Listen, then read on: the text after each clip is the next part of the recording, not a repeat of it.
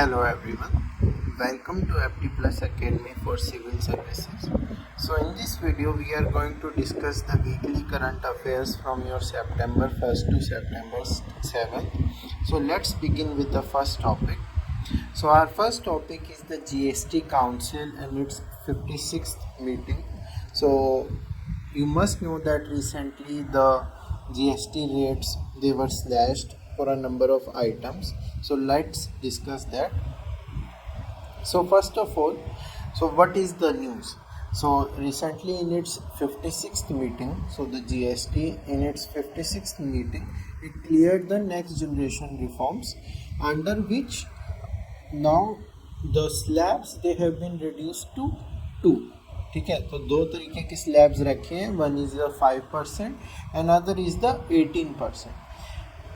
In addition to these, they have also added a demerit rate. The demerit rate is of 40%. ठीक है, अब ये किस चीज़ के लिए? That is for your super luxury sin and demerit goods. ठीक है, so all these rates now they will be effective from that September 22nd. That is the first day of Navratri. Now, which are the exceptions? So tobacco and the tobacco related products they will not be affected from this day. So this you have to keep in mind. So let's begin with a little bit of the background.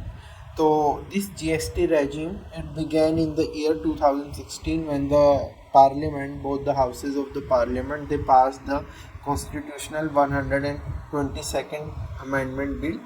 Okay, and it came into effect in the year 2017. So this we all know, right?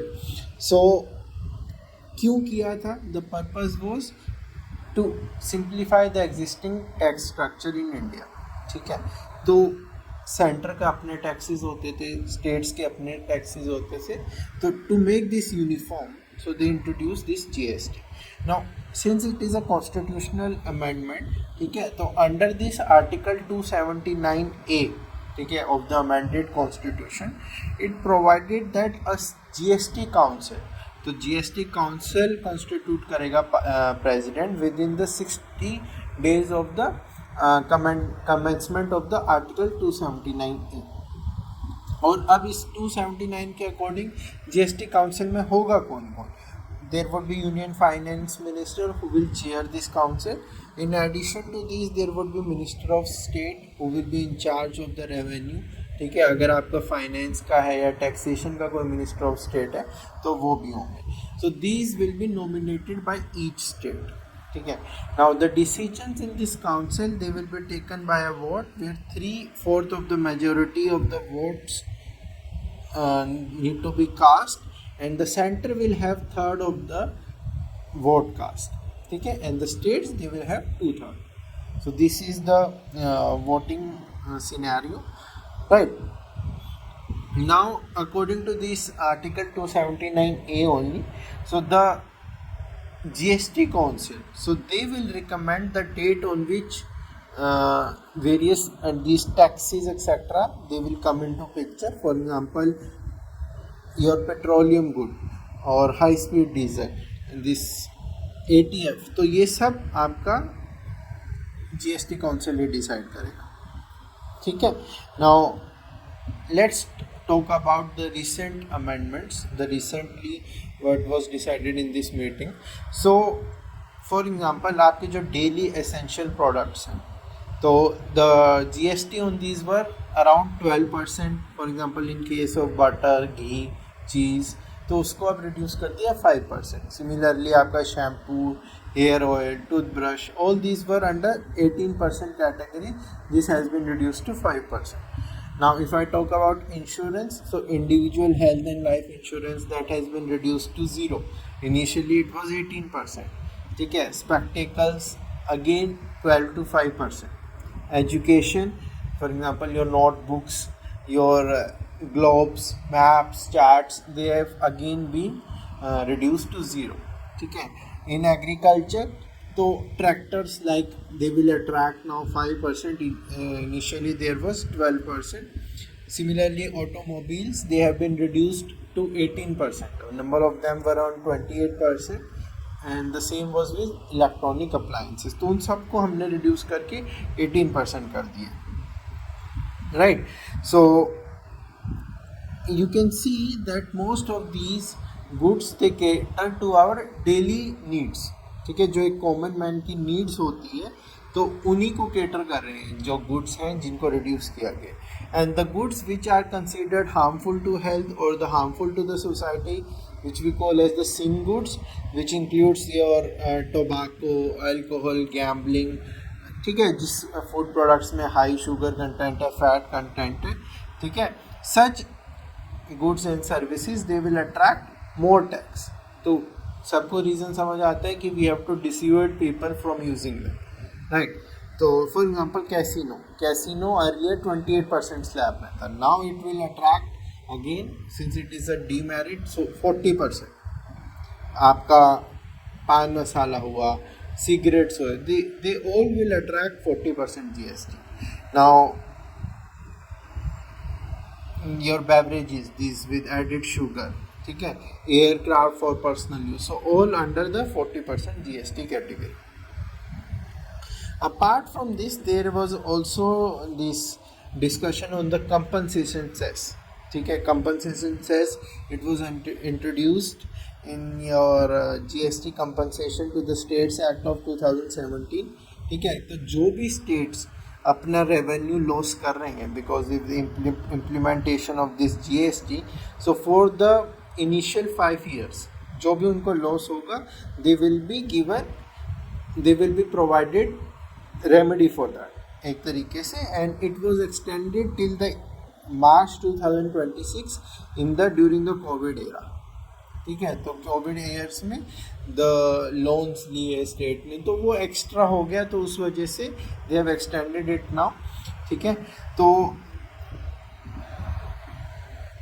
As per the current जो आपका union budget है उसके according the government expects कि the compensation cess would be around 1.67 lakh, ठीक है। और जो जिसमें से ये कलेक्शन की बात कर रहा हूँ, और जिसमें से रीपेमेंट होगी that will be in the tune of 67,500 rupees, right. So these are some of the details that you should know regarding the current meeting. So let's move to the next topic now. So the next topic is the Immigration and the Foreigners Act of 2025, ठीक है। So what is the context here?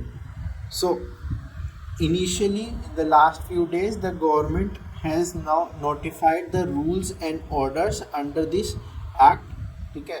So this came into effect from September 1st. So these new set of rules and orders they give effect to a complete overall of the India's system for regulating the entry, stay and exit of the foreign nationals.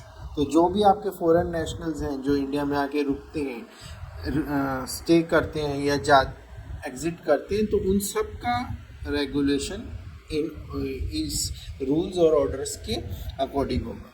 Now why was this act pass? So this act was passed in April, ठीक है। तो क्या need थी? तो there were a number of acts, for example passport entry to India act of 1920, then there was 1939 act registration of foreigners act 1946। तो ये ऐसी acts थी, 3-4 एक्ट्स थी जिनको अब रिप्लेस करके एक सिंगल एक्ट लिया गया। तो we have basically consolidated all the old acts into a single law. So this is important, right. Second, एक तो कंसोलिडेशन हो गया, दूसरा these laws which I have talked about these were pre independence laws, ठीक है। तो pre independence थे तो उस टाइम के कंटेक्स्ट के हिसाब से थे, so they were fragmented, they were complicated and they were now and then subject to ambiguous interpretation, right. तो कंफ्यूजिंग थे, तो इसमें दिक्कत आ रही थी इम्प्लीमेंटेशन में भी, और फिर आपको पता है अगर इम्प्लीमेंटेशन पुअर है, एम्बिगुअस इंटरप्रिटेशन है, तो number of cases would be large. तो ऐसे में there was a poor enforcement as well as delay in enforcement. तो उसको ओवरकम करने के लिए these acts were introduced. These rules and orders were introduced. Now let's discuss some of the provisions, the important provisions. Number 1, the possession of valid documents. तो अब valid documents में आपका एक पासपोर्ट आता है या कोई क्या ट्रैवल डॉक्यूमेंट है, वैलिड वीज़ा आता है, ठीक है. अगर एक्ट में कोई एक्सेप्शन है तो उसको छोड़ के ये चीज़ें वैलिड रहेंगी. Second, entry and exit will be only via notified post. तो एक्ट ने कुछ डेजिग्नेटेड इमिग्रेशन पोस्ट बताए हैं which includes your major airports, sea ports, land border post, rail post. तो ये सब मैंशनड है एक्ट में, through which the foreigners can legally enter and exit India. ठीक है. Then it also defines the powers of the immigration officer. So these officers they will have the final authority on the entry, exit and admissibility. ठीक है. अगर अब उन्होंने कहा कि नहीं जी नेशनल सिक्योरिटी ग्राउंड्स पे आपको एंट्री अलाउड नहीं है, so they are the final authority to decide that, right. Then it also defines the registration and the control mechanism. ठीक है. तो जो भी फॉरेन नेशनल होगा उसको डेजिग्नेटेड रजिस्ट्रेशन ऑफिस में अपने आप को रजिस्टर करना पड़ेगा. देन योर डीसीपी और the DSP, that is the deputy superintendent of the police, वो लोकल अथॉरिटी का काम करेंगे. ठीक है. And they will act as the local civil authority for immigration and foreigners regulation. Apart from this, a network of FRROs, they have been vested with powers for specific functions and reasons. ठीक है. What are FRROs? They are foreigners regional registration officers, right. Then it also provides for the obligation for accommodation providers and the institutions. अब जैसे आपका hotel हुआ या आपके religious institutions हो, जो भी जहाँ पर भी ये रुकेंगे फॉरेन गेस्ट, फॉरेन नेशनल्स, तो इन इंस्टीट्यूशंस को, hotel, hostel etcetera, they must collect particular documents. ठीक है. They must collect all the particulars of these foreigners, obtain their signature or their thumb impression and get a form filled electronically, and this has to be reported to the authorities within 24 hours of arrival. ठीक है. As well as departure. और ये चीज़ OCIs के लिए भी valid रहेगा. जो भी आपके ओवरसीज सिटीजन ऑफ इंडिया हैं, जो भी OCI कार्ड होल्ड करते हैं, उनके लिए भी ये चीज़ वैलिड रहेगी. सिमिलरली अगर आपका कोई एजुकेशनल इंस्टीट्यूशन है या फिर आपका मेडिकल इंस्टीट्यूशन है, हॉस्पिटल है, अगर वहाँ पर कोई फॉरेनर एडमिट होता है या ट्रीटमेंट ले रहे हैं तो उनको भी ऐसे नोटिफाई करना होगा, right. So these are some of the provisions, important provisions. Now apart from this there are exempted categories as well. Exempted categories, for example, let me give you few examples like Nepal and Bhutan citizens, right. Then we have the Tibetan refugees, minority religious refugees. So these, as you can see on your screen, are some of the categories, and the question can come in prelims as well. A few categories have been mentioned and they are asking which of the following are included or exempted from this particular act, right. So what new has been introduced in this particular act? So there would be, as we all know, in this digital era, ठीक है, obviously there would be digital and electronic records. ठीक है. Then the for violation, ठीक है, so the fines that have been increased, ठीक है, that have been increased, as well as different categories have been mentioned. तो जिस तरीके का आप वायलेशन कमिट कर रहे हो उसके हिसाब से द फाइन रेंजेस फ्रॉम से ₹10,000 to ₹5 lakh, right. So apart from the fines, penalties, there are certain provisions for protection as well कि ह्यूमैनिटेरियन केसेस में एग्जाम्पशंस अलाउड हैं. ठीक है. तो गुड फेथ में अगर एग्जाम्पशंस अलाउड है तो एक स्ट्रिक्ट सिनेरियो मिसिंग है इस particular act, right. So these are the some of the important points related to the Immigration and Foreigners Act, right? Moving to the next topic now. So the Right to Education Act and the Minority Educational Institutions.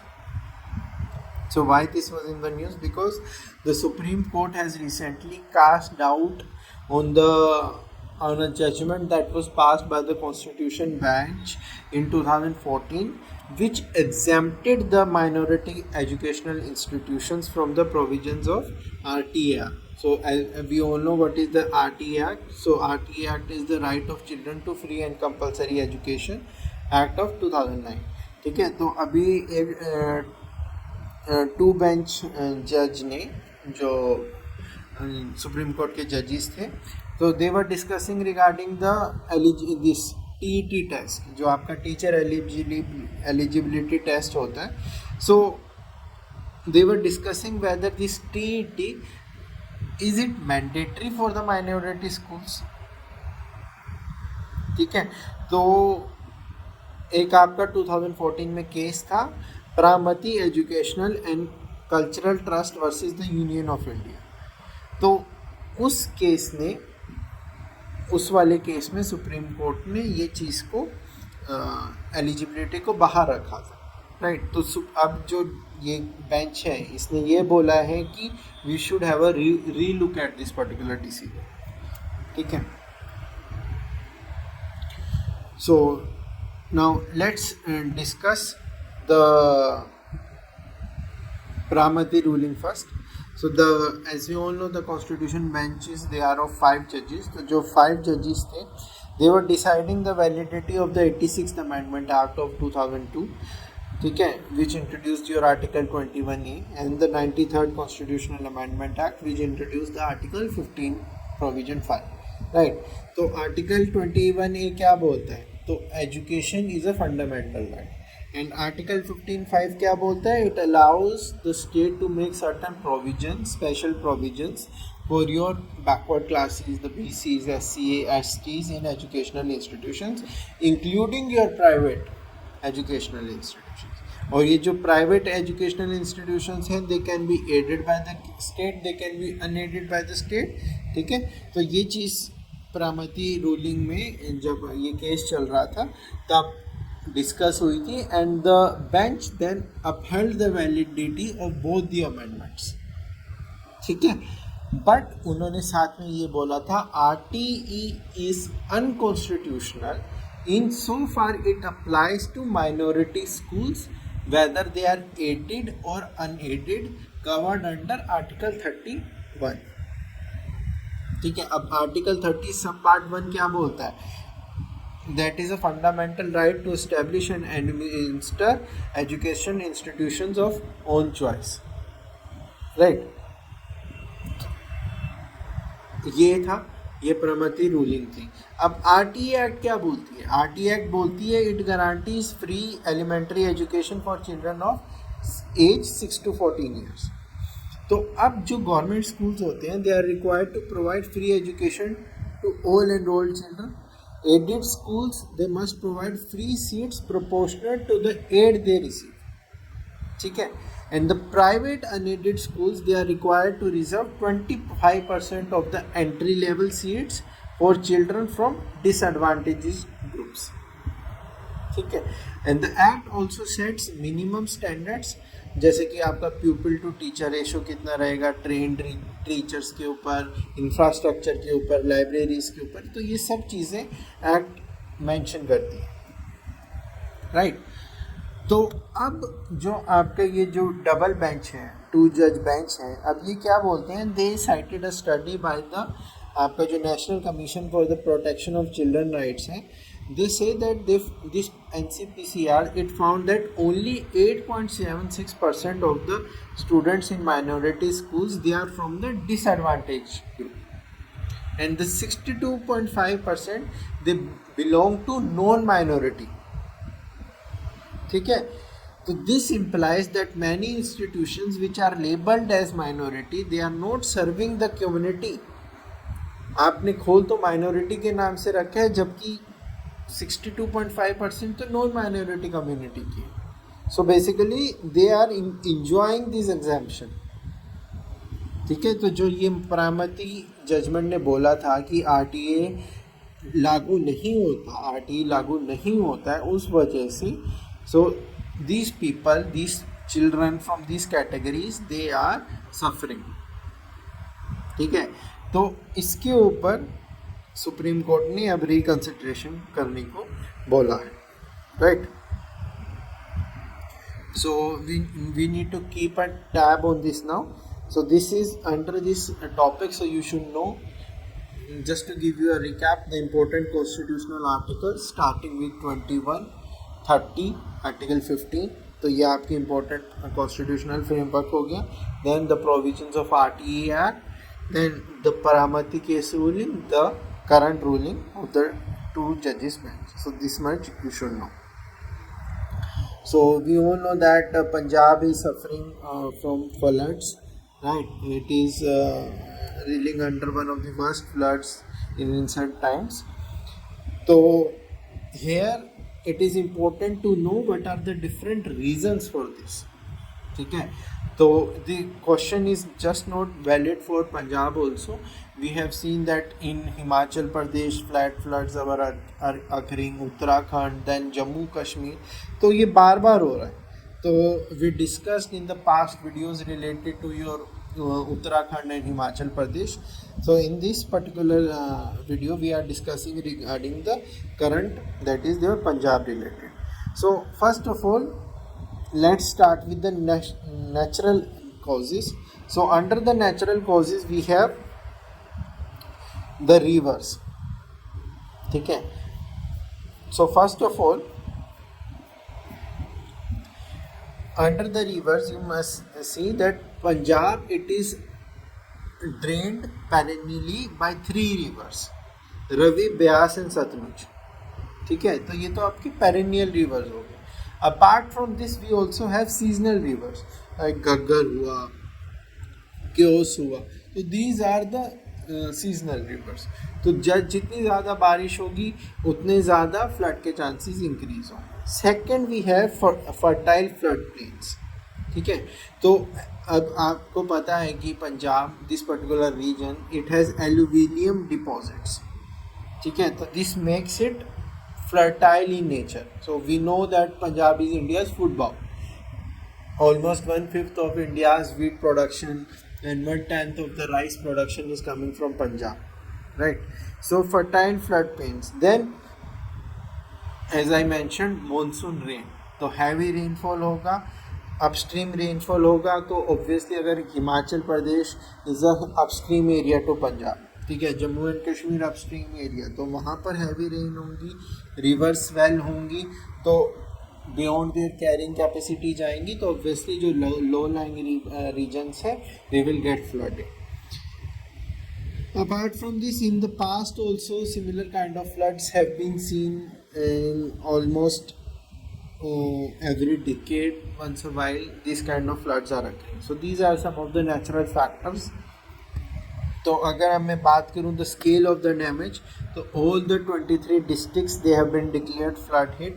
Almost 2000 villages they have been inundated and almost 4 lakh people they have got affected, and 11.7 lakh hectares of the farmland that has been destroyed. ठीक है, so a number of deaths have also occurred. Now coming to the dam related issues.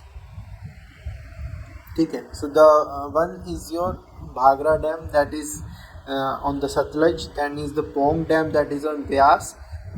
ठीक है, then the Ranjit Sagar Dam on Ravi. तो अब ये है जो Ravi river पे है, that is on the Punjab JNK border. Pong dam Himachal, Bhakra Himachal, तो ये BBMP के अंडर आते हैं, राइट. अब प्रॉब्लम क्या होती है? प्रॉब्लम जब होती है when there is sudden release of water from the dam. तो डैम को प्रोटेक्ट करने के लिए एकदम से huge volumes of water they are released and this leads to flash floods downstream. ठीक है, तो एक रीज़न है, सबको समझ आता है. अब जो इम्पोर्टेंट चीज़ है कि हम डैम्स को फुल क्यों रखते हैं? Obviously that is for irrigation purposes, power need, ठीक है, तो हमें उस चीज़ का भी ध्यान रखना है. सो देयर इज़ अ, हम थोड़ा सा क्वेश्चन रखते हैं कि ठीक है एक्सट्रीम रेनफॉल आ गई तो उसके लिए हम थोड़ी सी अपनी कॉम्प्रोमाइज़ कर सकते हैं, बट हमारा फोकस किस पे रहता है, on power generation and irrigation. तो इस वजह से the dams are kept almost full. I am not saying completely full, almost full, right? Then there is also coordination, communication issue. अब एक स्टेट दूसरी state, different parties in power, so that is an issue. Then authorities, there is ego problem. ऊपर वालों ने नीचे वालों को timely communicate नहीं किया, ठीक है, या फिर ठीक से कम्युनिकेट नहीं किया, अच्छे से वार्निंग नहीं दी. So these kind of things keep on recurring. अब जैसे BBMB है आपका, so that BBMB that is centrally controlled. Punjab को लगता है हमें साइडलाइन किया जा रहा है. तो for example in 2022 this amendment was done. As per this all India cadre people they were allowed in BBMB, ठीक है. So this led to dissatisfaction with the Punjab people, ठीक है. So these kind of issues they keep on recurring. Now, apart from this, we also have certain governance and structural weaknesses. ठीक है, जैसे कि मैंने आपको बताया, there is poor coordination between center, state, as well as the board as well. Then earthen embankments, जो आपके जिनको आप लोकल लैंग्वेज में धसी बंस बोलते हैं. So they are weak in nature. Why they are weak in nature? Because of the illegal sand mining. ठीक है, sand mining की वजह से वो हैम्पर होते हैं structures. Then there is poor maintenance, timely उनको रेक्टिफाई नहीं किया जाता, which leads to breach of this embankments. Desilting नहीं की जाती. Rivers they are not cleared. जो बोटल नेक्स होते हैं रिवर्स के अंदर, they are not cleared. And lastly very important point, that we follow a reactive approach. कि why not to prepare beforehand? Why we only do a knee jerk reaction? ठीक है, जब तक disaster strike नहीं करता, we do not come into flood prevention mode. ठीक है, अभी चल रहा है, हम एक डिजास्टर से गुजर रहे हैं, तो we are talking about this. But the moment everything becomes normal, ठीक है, 6 months down the line, 1 year down the line, again we will come to back to square one. तो ये चीज़ें we have to ensure that we have a proactive approach, not reactive approach. So what are the some of the solutions we can provide? That we should have a flood cushion in the dams. ठीक है, आपको ऐसा ये नहीं कि अगर आपका 100 capacity है आप 90 तक भर के रख रहे हो डैम को. We should maintain a buffer capacity, not store till the brim. So this is first point. Second, timely real time data sharing, चाहे वो BBMB हो, चाहे आपका सेंटर हो, पंजाब गवर्नमेंट हो, हिमाचल गवर्नमेंट हो, there should be real time data sharing and there should be enough transparency. Then we should take steps to ensure that there is no illegal mining going on and all the embankments, जो भी poor embankments and which are now old in nature, which have certain poor structure, so that should be rectified, right? So there should be a proper allocation for this strengthening of the embankments as well as on desilting of the rivers. Then we should focus on scientific management of the dams, right? So we should use technology, the latest technology. We should coordinate with institutions of excellence and focus on the scientific disaster management and as well as early warning system. So these kind of points you can mention in your way forward. Next, the next topic is that whether India there is a shift underway in India's foreign policy. ठीक है, तो अभी आपने देखा होगा, if you have been following the current affairs, so the prime minister visited China. ठीक है, there was a bonhomie seen between the Chinese president Xi Jinping, the Russian president Putin and the Indian prime minister on the sidelines of the summit. ठीक है, तो that particular photo of the 3 leaders together it made headlines around the world. ठीक है, so it also was quoted in certain sections of the media that it urged the US President Donald Trump. ठीक है, जिस वजह से उन्होंने कुछ sarcastic statements भी मेंशन की, सोशल मीडिया पे पोस्ट भी किया. ठीक है, apart from this we are also know that the Indian US relations they are undergoing a period of turbulence, specially when US ने हमारे ऊपर 50% टैरिफ्स लगाए हैं. ठीक है, तो these kind of things are going on in the India's foreign relations at present. So let's discuss now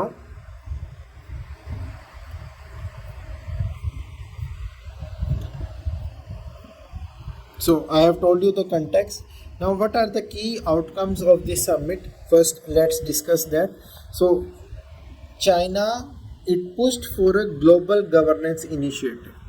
ठीक है, so this is the first point, that China it pushed for a global governance initiative. Obviously, so the hegemony of US that is being questioned, right? Secondly, India it pitched for a civilizational dialogue amongst the SCO members. ठीक है, हमेशा से India ने हम अपने आप को एक सॉफ्ट पावर की तरह पिक्चर की है. So again India pitched for a civilisational dialogue, and the declaration it criticized the unilateral measures, the coercive measures. Obviously it should be seen in lieu of the sanctions that have been put on India. Okay, now this was the summit related. Important thing was, on the sidelines of this summit, a bilateral meeting that was held between the Indian Prime Minister and the Chinese President. So यहाँ पर क्या important है, जो समझने के लिए important है जो चीज़, कि अभी तक जब पहलगाम अटैक हुआ वी वर क्रिटिसाइजिंग चाइना.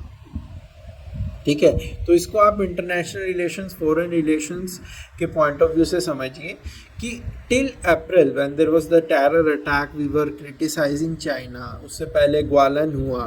ठीक है, तो हमारा जो बॉर्डर डिस्प्यूट है, तो we were criticising China. But the moment the US imposed tariffs upon us, and the US president, he started posting certain comments on the Indian Prime Minister and on India as a whole. तो उसके बाद हमने ये अपना एक तरीके से अपना टर्न अराउंड किया. ठीक है, सो in that context this meeting is important. So it took place almost after 7 years. 2018 में विजिट किया था इंडियन प्राइम मिनिस्टर ने चाइना को. उसके बाद अब 2025 हो चुका है. ठीक है, वहाँ पर मीटिंग में the China it said that India and China they are not rivals, they are partners. Right, तो पहले इंडिया क्या कह रहा था, नहीं हम तभी बात करेंगे जब तक बॉर्डर इशू रिजॉल्व नहीं हो जाता. ठीक है, पहले आप LAC की सिचुएशन को, जो लाइन ऑफ एक्चुअल कंट्रोल है, उसको रिजॉल्व कीजिए, उसके बाद हम बात करें. बट अब वो वाली चीज़ से इंडिया, उस जो इंडिया का एक स्टैंड था उसको थोड़ा सोफन किया है, and they have decided to let this issue, the border dispute, to be handled by the respective their security adviser, जो हमारे नेशनल सिक्योरिटी एडवाइज़र हैं, और जो चाइना का स्पेशल रिप्रेजेंटेटिव है, that is the Chinese foreign minister. So they will be handling that. ठीक है, आपने ये भी देखा होगा कि in the meeting there was talks regarding the resumption of flights, resumption of the Kailash Mansarovar yatra. तो इस तरीके की चीज़ों पर द फोकस वाज देयर. ठीक है, तो what was the US reaction? So you all so that the media, especially the US media, it called this India, Russia, China as the Tianjin Troika. ठीक है, and the US president even made a post on social media saying that we have lost India and Russia to the deepest and darkest China.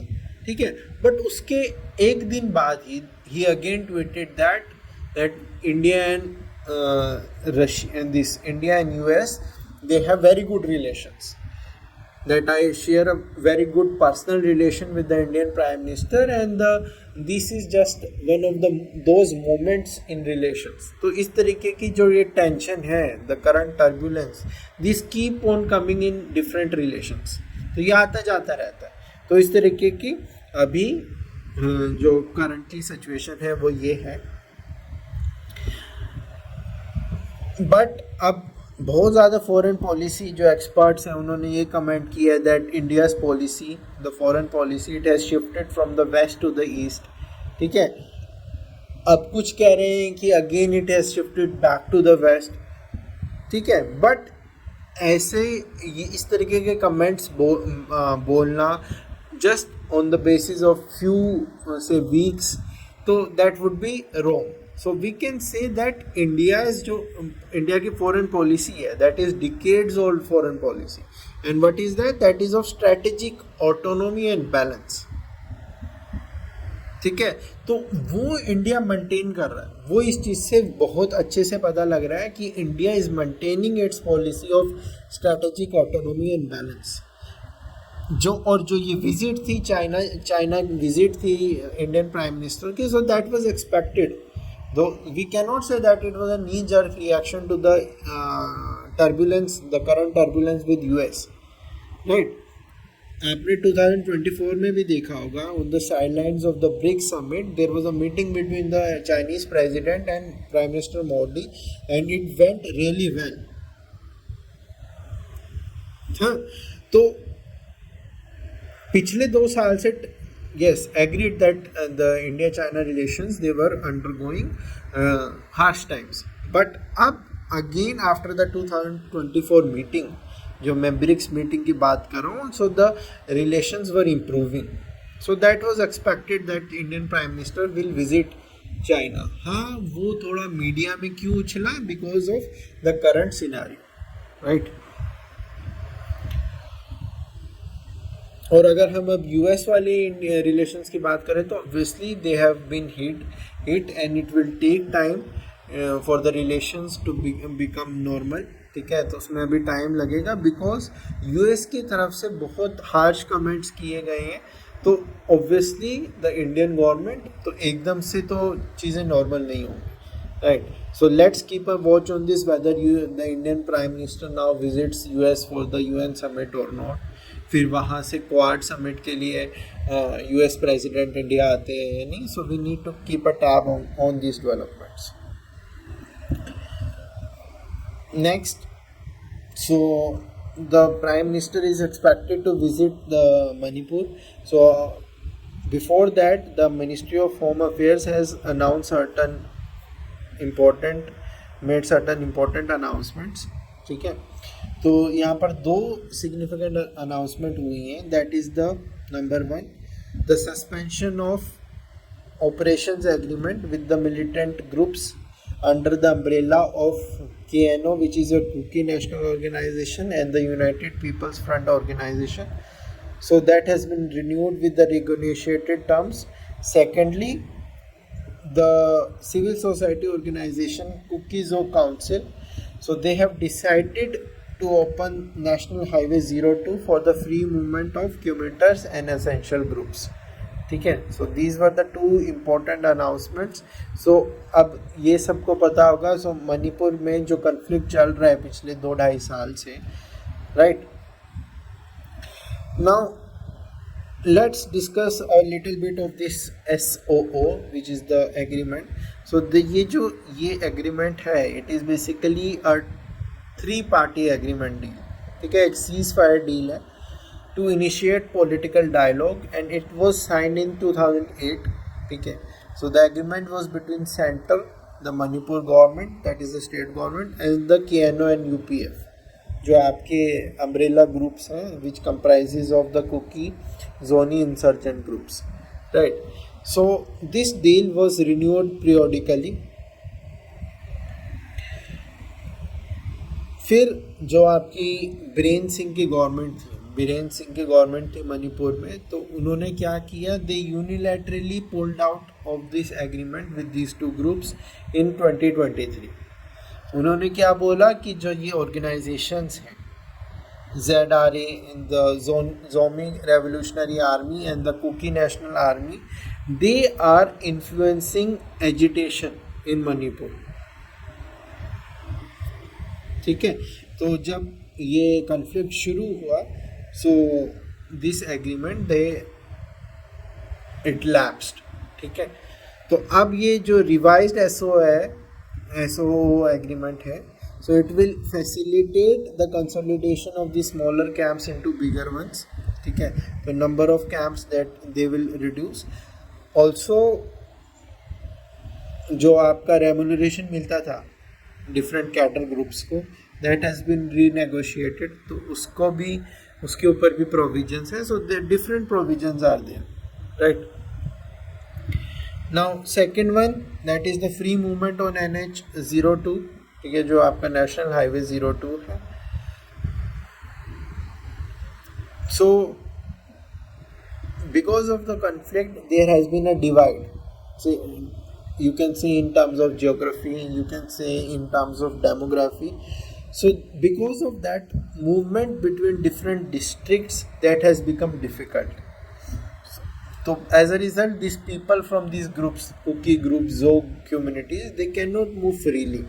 ठीक है, तो आपका जो Meitei area है, जो भी मेतेई मेजोरिटी एरियाज हैं, वहाँ पर जाना मुश्किल हो गया, and vice versa. So this free movement will now be possible because of this opening of the national highway 02. ठीक है, तो अब just before these announcements have been done just before the visit of the Prime Minister, so obviously it can be seen as a major outreach to these people, right? So आप इस scenario में भी देखो कि it meets the Kuki demand. ठीक है, जो आपका CM था बीरेन सिंह, उनको रिमूव किया गया, उसकी जगह प्रेसिडेंट्स रूल लगा, right? So it is also can be seen as a confidence building measure, right? So all these things can be seen as a positive development towards resolution of this conflict in this state. So I am not discussing about Manipur conflict in detail, so you can read about it from the IS Gyan website also. It has been covered in pretty much detail. Next, PVTGs. So recently the Ministry of Tribal Affairs, so it has written a letter to the Registrar General, ठीक है, and the Census Commissioner of India, that please consider enumerating these PVTGs separately in the upcoming census. ठीक है, तो अब ये PVTGs होते क्या हैं? So basically they are a sub category of the scheduled tribes. अब ऐसा क्या स्पेशल होता है? ठीक है, तो यहाँ पर कुछ फैक्टर्स होते हैं. फॉर एग्जांपल, डिक्लाइनिंग और stagnant population, this is one criteria. Second, geographic isolation. Third, use of pre agrarian practices, चाहे वो हंटिंग हो, चाहे वो गैदरिंग हो. Fourth, economic backwardness. And the fifth, low literacy, relatively low literacy. And this subcategory, it was made on the recommendations of a commission which was led by the former member of parliament UN Debar. ठीक है, तो उस basis पे ये एक सब category बनाई गई थी. So initially there were 52 groups which were identified as the PVTGs. इसको initially primitive tribal groups बोला जाता था, and this was during the 5th 5-year plan, जो आपका 1974 to 79 था. ठीक है, in 2006 the center added 23 more tribal groups, so the total now became 52 plus 23 75. ठीक है, तो ये हमारे 18 स्टेट्स में हैं PVTGs and in the union territory of Andaman and Nicobar as well. So the around 5 million, right? Approximately 5 million है, right? So the highest they are found in Madhya Pradesh, 1.3 million, then Maharashtra and Andhra Pradesh. Certain groups like the Onge, Jarava, Shompans and Tamils, they have very less population. right? So what is the issue? That they have never been enumerated separately in the census. They are counted under the general ST list. तो अब इनको कहा है कि अलग से करो. क्यों? Why the need of a separate count? Because obviously अगर आप सेग्रीगेट करके करोगे तो there would be a better delivery of services, targeted delivery होगा, आपका फोकस ज़्यादा रहेगा. सो ऑब्वियसली हम लूप होल्स को आइडेंटिफाई अच्छे से कर सकते हैं, वीकनेसेस को अच्छे से आइडेंटिफाई कर सकते हैं. जो हम गुड्स एंड सर्विसेज प्रोवाइड करना चाहते हैं, जो भी हम उनको सब्सिडीज प्रोवाइड करना चाहते हैं, हम बेनिफिट्स प्रोवाइड करना चाहते हैं, so that better segregation, targeted delivery that can be done, right? Next, so that is on spending on the children's education in India. So there has been a recent report on the comprehensive modular survey on education, which has collected nationwide data between April and June as a part of the 80th NSS. ठीक है, according to this report that the per student expenditure, ठीक है, on girls it is less than on the boys during all stages of the education. First thing to note. Second, rural areas में the boys get more, ठीक है, approximately 18% more than the girls. In the urban areas that figure almost doubles, that is rupees 2791, ठीक है. If I talk about higher secondary education, the spending on the boys is almost 30% more. ठीक है, तो आप देख रहे हो कि on the basis of the findings that how much gender gap is there. ठीक है, if I talk about the school types now, so in the girls, if I talk about the girls, 58.4% are enrolled in the government schools. Only 29.5% are in the private unaided schools. Whereas boys, 34% in private unaided schools. So this means more spending. So these are just certain statistics that you can draw when question comes related to gender gap or education in your essay or in your GS2 paper, ethics paper. So you can just drop certain figures from this. Okay, so just go through. Similarly, tuition gap. So 26% girls versus 27.8% boys, they take tuitions. Similarly, if I talk about the variation in the states, so the biggest gaps they are seen in Delhi, Madhya Pradesh, Rajasthan, Punjab, Gujarat.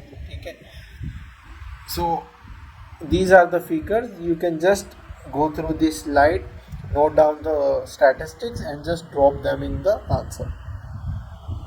So lastly, this is a question. So it says, so again related to your IR only, that what is meant by the term axis of upheaval? Examine its implications for the global order, particularly with reference to the US strategic interest.